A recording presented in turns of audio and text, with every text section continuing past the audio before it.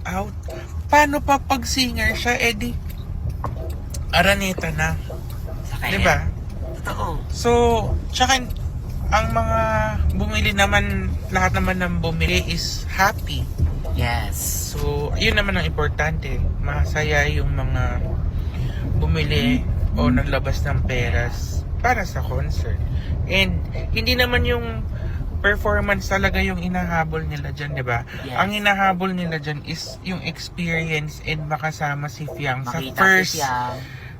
album launch niya. Yun yung importante. Kaya kung ibabash nyo siya, wala rin naman yan paki, sa totoo lang sanay na yan. Wala yan paki, Actually. tatawanan niya lang Totoo yan. na. Dededmahin niya lang yan. At ang daming nagulat na sold out. Sold out.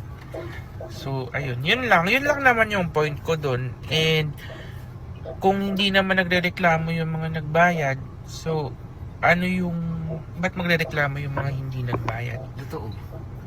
May point. Ewan ko. Diba? Exactly. Ewan ko sa kanila. And, masaya naman lahat. Satisfied naman lahat. Yes. Kasi hindi naman yung kanta yung pinunta nila dun eh.